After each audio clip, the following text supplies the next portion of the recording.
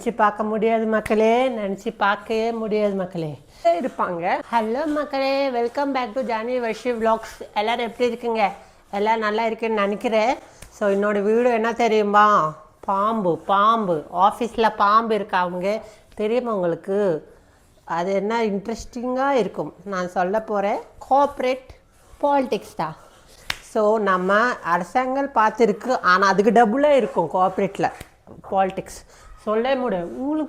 உங்களை கூட இருப்பாங்க, உங்களை ஃப்ரெண்ட்ஸ் மாதிரி. ஆனால் உங்களை பின்னால் என்னென்னா சொல்லுவாங்க தெரியுமா? மேனேஜர் கூட.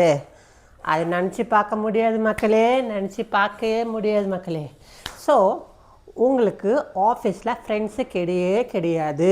நீங்கள் ஆஃபீஸ் போகணும், ஒர்க் பண்ணணும், ஒர்க் பண்ணிட்டுக்கப்புறம் சாப்பிட்ணும், வீட்டுக்கு வரணும், அவள் தான். அதுக்கு மேலே ஒன்றும் வச்சுக்கவே முடியாது மக்களே ஆஃபீஸில்.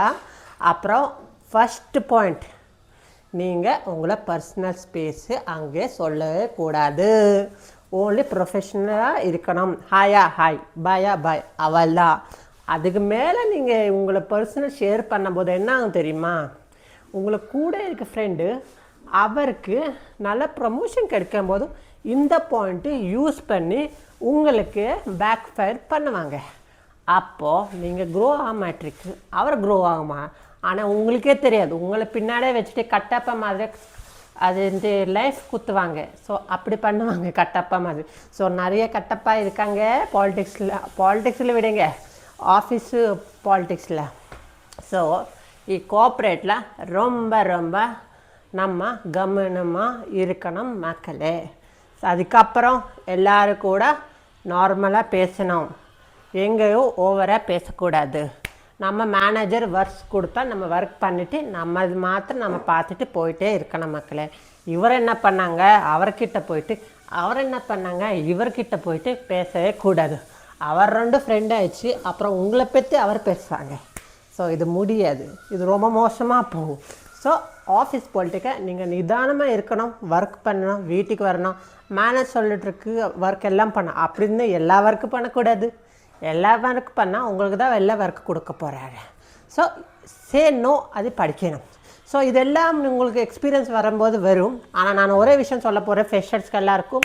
என்ன தெரியுமா? நீங்கள் ஜாகிரதை இருங்க. ஆஃபீஸில் போகும்போது உங்கள் பர்சனல் லைஃப், பர்சனல் ஸ்பேஸ் ஷேரே பண்ணக்கூடாது.